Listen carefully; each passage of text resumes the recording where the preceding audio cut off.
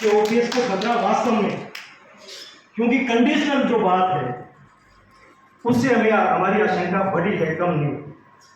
इसलिए यहाँ जो हम बैठे हैं, निश्चित रूप से हम अगर ओपीएस को कोई खतरा हमें महसूस हो गया, सरकार की तरफ से उस पर कोई आँच आई, तो राजस्थान का कर्मचारी आपके जैसे आपकी भावना है, जिस तरह से आपने हमें प्रेरित किया है, हम पूरी ताकत से ओपीएस के बचे, इसके लिए हम अपनी जी जान लगा देंगे। उम्मीद करते हैं कि हमारी इस भावना से, क्योंकि आज मंत्रिमंडल की बैठक भी है, हम कब तक यही बात कर रहे थे कि हमारे बार बार कहने के बाद में सरकार ओपीएस शब्द नहीं बोल रही है। हमें बहुत अच्छा लगा कि आपने ओपीएस शब्द बोला, लेकिन आप क्योंकि आप वकील केवल टोंक की जनता के ही नहीं है, हमारे बीच में है, तो हम अपना भी आपको वकील मानना चाहते हैं। लेकिन वकील तब मान पाएंगे पूरी तरह से जब आप हमारी वकालत व मंत्रिमंडल में करेंगे। और हम उम्मीद करते हैं कि मंत्रिमंडल की बैठक के बाद में सरकार की तरफ से ऐसा कोई संदेश आए जिससे कर्मचारी आश्वस्त हो पाए। और अगर कर्मचारी आश्वस्त नहीं हुआ और बेचैन कर्मचारी, तो बेचैनी फैलाए। हम निश्चित रूप से आपकी इस बात का कदर करते हैं। हम जो कर्मचारी हैं, हम अपनी पूरी ईमानदारी से जी जान से काम करते हैं। हम इस चीज को जानते हैं कि हमारा अस्तित्व तभी है जब जनता हमारे साथ है, जब जनता का जो हमारी ड्यूटी मिली है वो हम ड्यूटी ठीक से करें। अगर वो नहीं करेंगे तो हमारा अस्तित्व नहीं रह सकता, उसके लिए आप भी दोषी नहीं होंगे।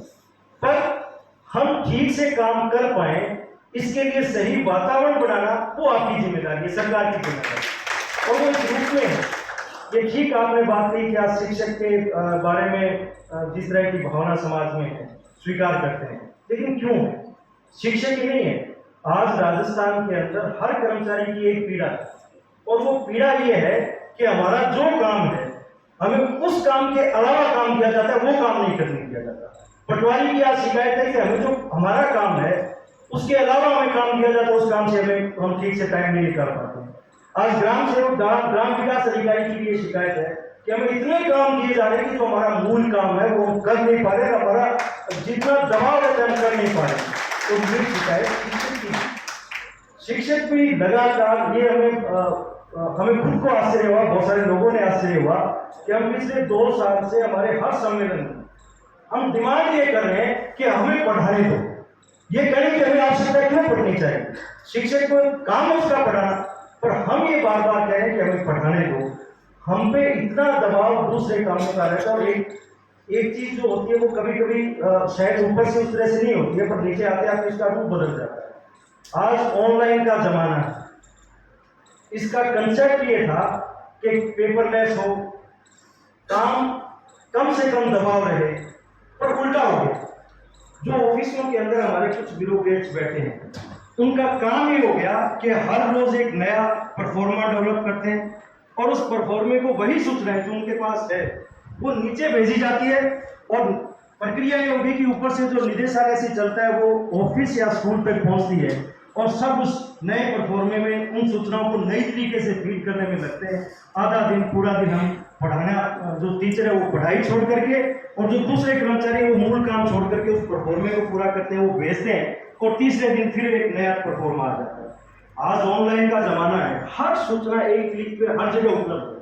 लेकिन फिर भी अगर कोई विधानसभा में सवाल आ जाए, साधारण सा सवाल जिसका जवाब हमारा डायरेक्टर दे सकता है अपने ऑफिस के अपने सोर्स से, लेकिन वो डायरेक्टर नहीं देता है, वो सवाल सीधा सबसे नीचे के ऑफिस में स्कूल में आता है। प्राइमरी स्कूल में आज 2 टीचर बैठे हैं, जब तक विधानसभा चलती है वो पढ़ा नहीं सकते, वो केवल वही और वो कौन सी सूचनाएं, वो सारी सूचनाएं हमारे डायरेक्टर के पास है। तो एक इस पे भी आप, क्योंकि आज मौका है, आपसे निवेदन करना चाहते हैं कि इस पे भी आप इस पे विचार करें कि कहीं जो सुविधा के लिए जो हमने काम किया था जनता के लिए, वो जनता के लिए रुकावट तो नहीं बन गया है। और वो रुकावट बन जाएगा तो उसका नुकसान हम तो भोग ही रहे हैं, सरकार को भी उसका नुकसान होता है। ये हम आपसे निवेदन करना चाहते हैं। एक बार सुने, बहुत बहुत धन्यवाद। इस उम्मीद के साथ कि आज की मंत्रिमंडल की बैठक के बाद ओपीएस के बारे में सरकार की ओर से कोई हमें सुनने को मिलेगा। पुनः धन्यवाद।